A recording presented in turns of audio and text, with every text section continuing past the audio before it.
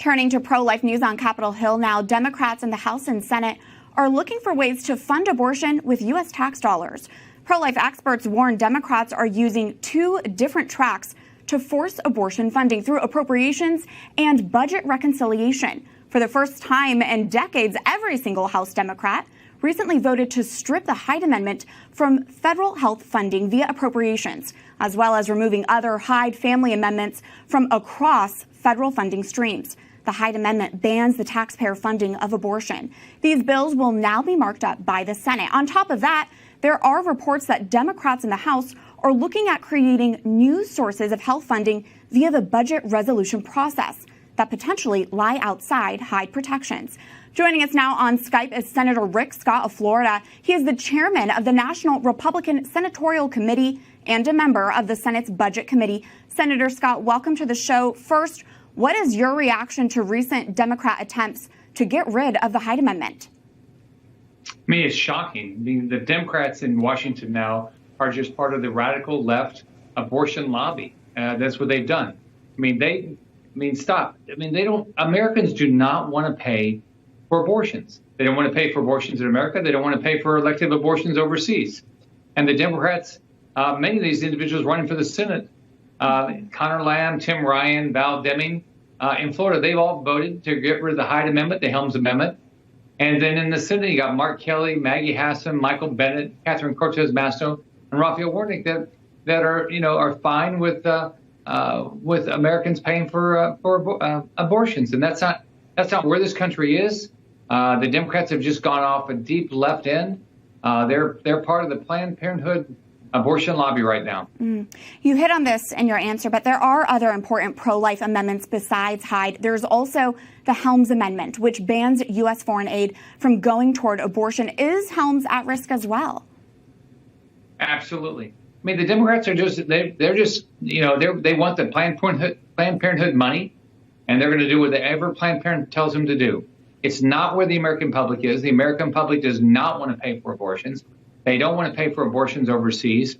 And so the Democrats are just listening to this radical left pro-abortion lobby. So I'm going to make sure, as the chairman of the National Republican Senatorial Committee, that all Americans know exactly where these Democrats stand with regard to abortion. I am pro-life. Life starts at conception. I don't mince words. And I don't believe any of us should be paying with our tax dollars, and we should not be forced to take our tax dollars and pay for abortions, either in the United States or overseas. I want to expand on something that you mentioned. Every single U.S. House Democrat voted to get rid of Hyde for the first time in decades, and a number of these representatives are running for the U.S. Senate. Do you think their abortion vote will hurt them in midterm elections? Where are Americans on this? Well, Americans do not believe that we should take our tax dollars and pay for abortions. That's not what America believes in. So I believe that Connor Lamb, Tim Ryan, and Val Deming, who have already voted to get rid of the Hyde Amendment and the Helms Amendments, I think it's going to impact their races. Those are all states that are going to be competitive, and I think it could make the difference between who wins and who loses.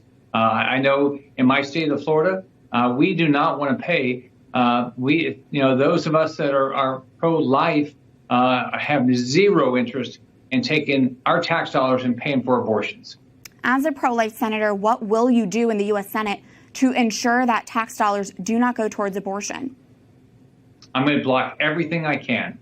I will slow everything down so I can educate the American public about where it is, so the American public can get up in arms and say, and let every senator know exactly what they think. If you do a poll around the country, whether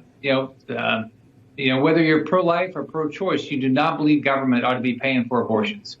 I have to ask, what role do you see your Senate colleague Joe Manchin having in the effort to protect pro-life amendments? Well, I think Senator Manchin has been clear that he supports the Hyde Amendment. Now, the question is going to be is when it comes down to a vote, he could be the deciding vote if they try to pass something through reconciliation. So hopefully he will do exactly what he is saying, that he supports the Hyde Amendment. But, until you take the vote, we'll find out. But they'll try to pass this through reconciliation, which only takes 50 votes in the Senate. So I'm going to do everything I can to educate Americans and then to block the elimination of the Hyde Amendment and the Helms Amendment. We have about 1 minute left, Senator, but what is your reaction that President Joe Biden, who long supported the Hyde Amendment, is now against it? In fact, just days ago, he says he no longer believes life begins at conception.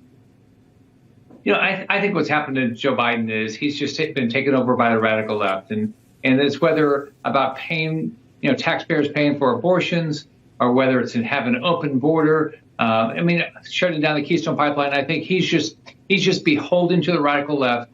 He believes that's who elected him, and he's going to go down every far left issue he can to try to keep his base together. In the meantime, the American public is not there. It's going to help us in elections in 22. And what we've got to do is stop all these bad things between now and November of 22. Senator Rick Scott, Florida, thank you for your time. Thanks, Catherine. Thank you.